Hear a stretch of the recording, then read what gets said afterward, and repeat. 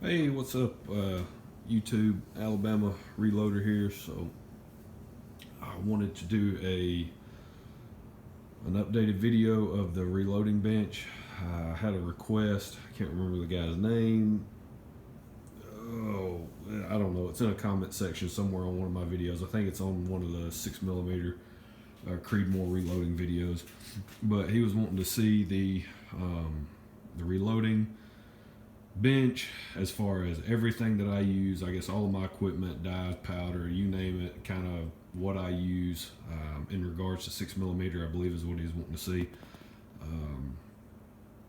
And so I'll just kind of walk you through everything that I use. I'll kind of give you a little bit of history, what I started off with, and then where I'm at today. All the equipment that I use and that kind of stuff. So, I guess we'll kind of start. So I used to use this workbench. This is a Harbor Freight workbench. That's what I used to use, and I'm filming on my cell phone. It's just a lot easier for me to move around, show you guys everything, guys and gals, show y'all all this stuff, as opposed to using, because this is what I typically use to shoot my videos. That's the Nikon D3400, I believe. So I bought this bench, oh God, it's been a while back now. About a year ago, maybe, or a little bit, maybe not quite a year. No, not quite a year. I bought this bench, and that's what I started reloading on over here at the place I live currently. And it works really well. I think I paid like $100 for it. Maybe less than that with a coupon or something like that over at Harbor Freight. It's got those 4 drawers,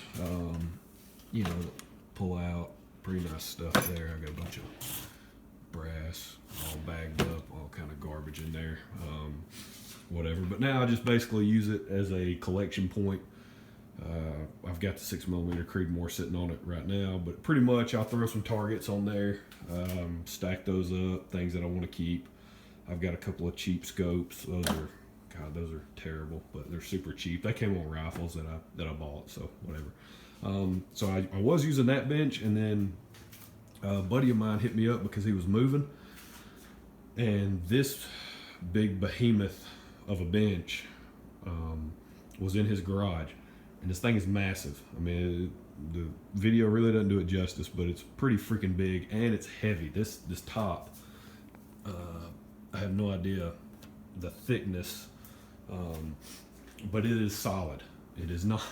It is not some of that cheap garbage, filler board or fiber board or whatever that crap is. I mean, that stuff is solid, heavy as all get out. I had to take it apart just to get it into the house here. But literally not long after I picked up that bench, he hit me up, said, "Hey, I'm moving. I'm not hauling this thing with me. If you help me move, you can have it." Which was super cool because this thing has outlets, electrical outlets. You got 4 there on the top. Then right below, so you've got your switch right over there, and you've got outlets running down the bottom as well. So, I mean, that thing is super handy. This bench has been amazingly handy. Somebody had asked me on a previous video in the comment section what brand it was. I can't find a brand anywhere on this thing. I have no idea. I just know it's pretty awesome, and I'm lucky to have it, especially for free. So there's the bench. Next up is the press. The press is the same one that I bought when I first started reloading. This was the Lee single stage press. It came in the anniversary kit. I bought it on Amazon. It's like the anniversary kit, I think it was like $100 when I bought it. And it came with the press and the powder measure, and I think a balance scale. I can't even remember what all. The hand priming tool. I still use the hand priming tool that came in it. This is, I don't know. I've really liked this priming tool so far. Haven't had any issues with it. So I still use the same press. However, if you've seen some of my latest videos, we're having issues with concentricity. on our 6mm rounds. Of course, that just tells me we're having issues on all the rounds that we reload off this press. I'm not able to give you a good video of it, but if I had better equipment and I could, as far as like videoing equipment and capabilities, I could actually show you how much that ram it moves at the top of the stroke. I mean, it's pretty significant amount at the top of the stroke. And so of course we just recently purchased a Concentricity Tool, Hornady Concentricity Tool, and we've been checking our rounds, and on average we're anywhere from about 4 to 8 thousandths is what I've been seeing on the 6mm rounds that I reloaded. So, you know, out of in terms of your concentricity, your bullet run out and all that. So that's not good. If you read forums and posts and threads and things like that, then they're going to tell you, you know, you should really look for 1 to 2 thousandths of run out is acceptable if you're, you know, really trying to dial in and get a good precise load that's repeatable and consistent. And that's really what I'm going for here. It's not so much the, hey, I want to, you know, do the whole shoot 5 rounds through one hole type thing. Like, I mean, that would be great, but I'm shooting a Ruger American Predator rifle. Okay, not a Ruger Precision, a Ruger American Predator rifle that I paid like $380 for.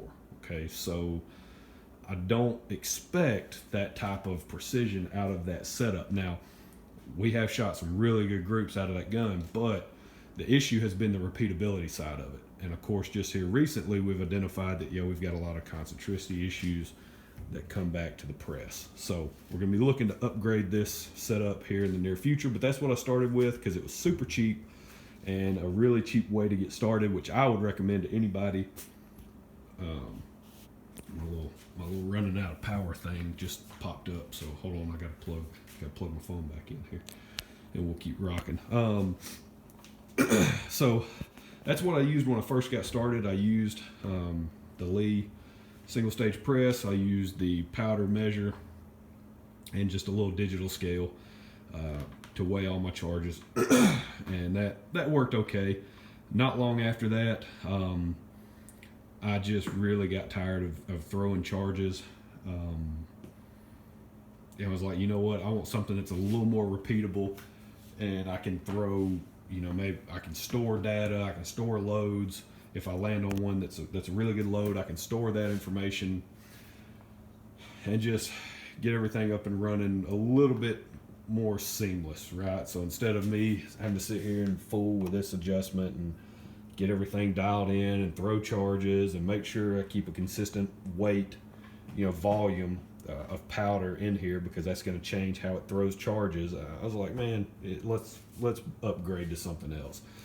Which is when I bought which is why I bought the RCBS Charge Master, the 1500 Charge Master, and that's the full size one. It's not. I know they have a light version also, but I went ahead and bought the full size version. And again, the only reason I bought that was because it was on sale on Amazon for $250, brand new, and that's just about as cheap as you're ever gonna see this unit. So I keep looking, and man, these things are not getting any cheaper. I have no idea why, but they are just not getting any cheaper. They are pretty expensive pieces of equipment. So it's definitely an upgrade in my opinion, because you can load really good ammunition using, you know, something like this that comes in the kit, the reloading kit. But definitely an upgrade in my opinion is going to something like this, going to this type of unit, man. That's a really sweet upgrade. So I use that to throw my charges, to throw powder, and then of course load everything over here on the press. As far as like trimming brass, that was another question that just came up. What I use to trim my brass, this is the Lyman universal case trimmer, I believe is what it's called, and it works really, really well. I haven't had any issues with it. I mean, I bought it at Cabela's, and when I got it home, the handle was a little bit bent, like some damage on the packaging or something, and I was like, man, I just need it to trim my cases. I'm not gonna fool with going back to Cabela's and complaining, hey, let me swap it out and get another one, because it turns true. You know, no issues there. So works great. I've had that probably 8 months or so now, maybe a little bit longer than that. I don't know. I think I threw a video up on here. If you go back through all my videos, I believe there's one on here. I did a quick review on it. That's what I use to trim my brass. Now to prep the brass, I use the Lyman Case Prep Express, and this dude is freaking awesome. So if you reload, or you're thinking about reloading, or you've been reloading for a short period of time, brass prep. So there's two schools of thought that I've come across. People either really enjoy brass prep, or they absolutely freaking hate it. There's really no middle ground of, well, I don't really care, one way or the other. No, you do care. It's either you like doing this crap or you don't. For me, I'm a manufacturing engineer by trade. That's what I do. That's what I've done for a long time now. And so for me, it's all about the process. What is the process from start to finish, get to the end result? And is there anything out there that will allow me to improve that process? Continuous improvement, right? So is there anything out there that would make this better or a little bit easier? And when you're sitting there and you're processing, hundreds of rounds of brass. I mean, it can even be 50 rounds of brass. Once fired brass. Once you pop those primers out on the press and resize them, and then you're having to chamfer, deburr. Maybe you trim them. If you're trimming everything by hand, because I was using the little Lee trimmer, where it's just you're sitting there and it's got the little gauge and the cutter. And you're trimming everything by hand, and then you chamfer and you deburr by hand, and then you clean out the primer pocket by hand, and at some point you just get fed up with that. I mean, I'm in the camp of, okay, if there's an easier, quicker, better way to do this and produce more consistent results. That's the other thing too, is doing it by hand. Yeah, you develop a feel and you develop your own rhythm and everything, just like anything else. But with this unit, I mean, there's just, in my opinion, it allows you to process a lot more brass, so in a short period of time, especially when you add in something like this. Now, of course, this isn't even a powered unit. They sell the one that's got the adapter to it. Of course, they have a new one now that's powered, but they have this same version, but I believe this comes out, or there's some type of power adapter where you can like hook a drill up to it and run it. So I mean, you've got that. There's ways you can speed up your process, your processing, your brass prep, and everything involved in reloading, because reloading takes time. You have to really enjoy it as a hobby, because it's going to consume a lot of time for you for start to finish. Especially if you're trying to reload for pistol, you name it. I mean, if you're really dialing it in and trying to get really good precision loads for rifle. Whatever it is, it just takes a lot of time and effort. So anything like this, I think this was, I believe I paid $120 for that. I think it was like $119, maybe at Midway or something on sale, whatever it was. I don't know. But it's pretty awesome. I've really enjoyed using this unit.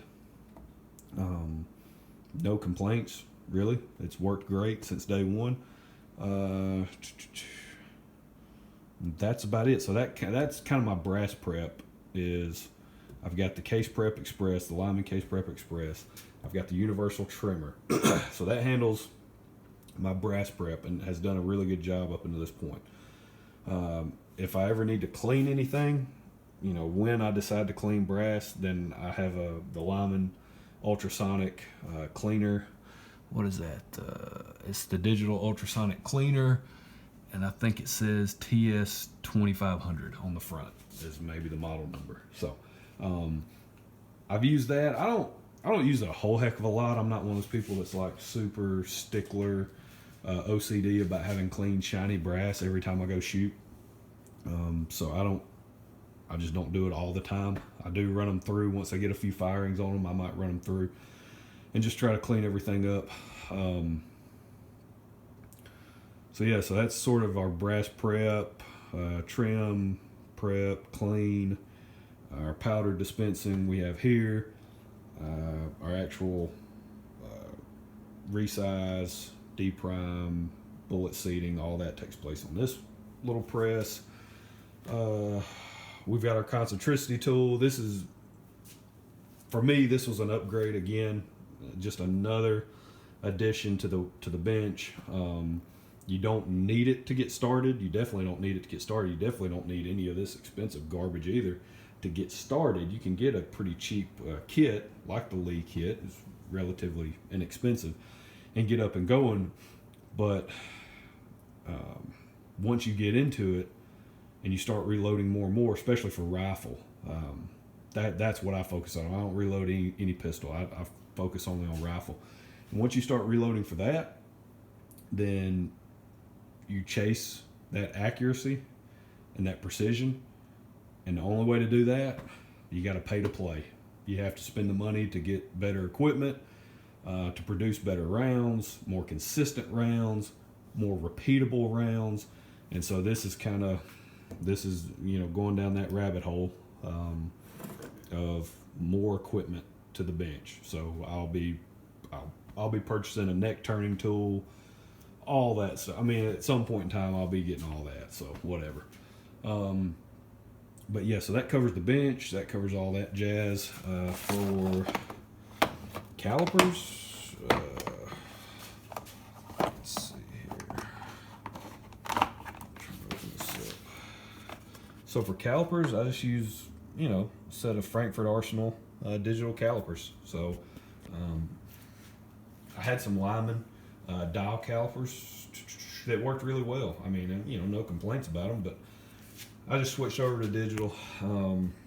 It's a lot easier in terms of, your readouts and things. I was used to the dial from work and all that, but just switch over to digital. That's personal preference, whatever. I just uploaded a video about this little guy. It's a caliber specific funnel. This one is for 6mm size rounds. So 6mm Creedmoor, it works amazingly well on 6mm Creedmoor. So good stuff. My brother got that for me, so shout out to him. Appreciate that. And then I also have this set because I was getting pretty pissed at this little guy right here. So this is the Lyman. God, what is this thing? It's like a Lyman Easy funnel or something. I don't know. It's one of those where it's got the little cone on the bottom, so you can basically, load up just about anything, like down to, I think, 223, I believe, is as small as you can go on these. Maybe smaller. I could be wrong. If I'm wrong, just leave me a comment saying, hey, idiot, you're wrong. But the 223 that I've loaded up, it's pretty close to coming through the opening on that funnel. And I've used it a lot, so could have just worn out the opening a little bit. But that thing just kind of drives me nuts, especially when I'm reloading like flake powders and things for 450 Bushmaster. It just sticks. It's not supposed to. It's got some, not necessarily, it's not static free, but it does have a lot of powder residue built up on it, so you would think that it wouldn't stick, but it does. So switching over to something like this, the Lyman, where it's got the inserts for different, caliber ranges, that's pretty nice. And it's static free. So the only thing with that, it's pretty doggone heavy. It's a heavy funnel, and that's something that I really like about these Saturn funnels, is this thing is extremely lightweight. So I kind of like that, because the Lyman, man, that thing's got some heft to it. Typically something weighs a lot, and it's just kind of indicative to quality and the robustness, so to speak. But whatever. So then of course powders, you'll figure out what powders you want. For 6mm Creedmoor, I recommend, everybody recommends H4350, IMR 4451, or IMR 4350. So those are some good powders if you're starting out in 6mm Creedmoor. I use almost exclusively the Federal premium match primers. So that small rifle, I've got a brick of those, and then let's see, I don't think I have any large rifle at the moment, but that's pretty much all I use in 6mm Creedmoor is the large rifle, the Federal Gold Medal Match large rifle. I use the Hornady custom grade dies, and that's it. But I also have some RCBS. You know, I've got some Lee, so just kind of a mix of things there. But that's pretty much it. And then of course the CZ, that comes standard on the workbench there. That just in case. You never know if you got the old bad guys lurking around outside and they just want to come through the door. So that's pretty much it. I mean, that is the reloading setup that I have currently. That's basically what I use when I reload. So I wanted to kind of break it down into 2 different videos. This one went extremely long. Good Lord, 20 minutes talking about a reloading bench, but whatever. I don't care. So that's pretty much it. That's kind of where I started, what I started with. I'm still using that same press, which I'll be upgrading soon to something else. And that's kind of where we sit now. Some of the things that I'm looking at getting in the future, I believe I already mentioned the Hornady neck turning tool. I'm looking at a Redding single stage press to replace this one. Those are sort of the near term purchases for the bench. So that's about it. Let's see. Yeah, so that's the reloading bench walkthrough, and then coming up after this, I'll upload a video of sort of a start to finish 6mm Creedmoor round. Won't load a bunch of them. I'll show one going through the process, because again, it is a lengthy process. It takes time. You have to set up your dies. You got to go through the process, get everything going. And the setup stage typically it takes a little bit of time. But I'll do that. I'll run through it. I've got some new brass that I can show you. I don't full length resize it. I do run it through a full length resizing die, but I adjust the die to where it's just the expander ball going through the mouth of the case. That way all of the cases are uniform in the mouth. So that's something that I do even with brand new brass. I measure everything, measure every piece of brass, measure it, don't weigh it. I don't necessarily care about that. And then so I just measure everything, make sure it falls within an acceptable range, run everything through the resizing die, at least the expander ball portion. And then once I'm done with that, then I start the process as far as I will do a chamfer on it, on all the cases. I try to keep everything as consistent as possible, even brand new brass. I run it through just like, because I'm going to be doing it after I fire it anyway. If I didn't do anything to these cases, if they came in, that's my normal process. So whatever my normal process is, even with brand new brass, you follow that same process, in my opinion. Just, this is coming from somebody that deals with processes day in and day out. That's what I do for a living. If you want something to be repeatable, then do it the exact same way every single time. So that's it. I'm done talking. That's enough about a reloading bench. Good Lord. All right, so that's it. I appreciate you guys checking it out. I hope y'all have a good one.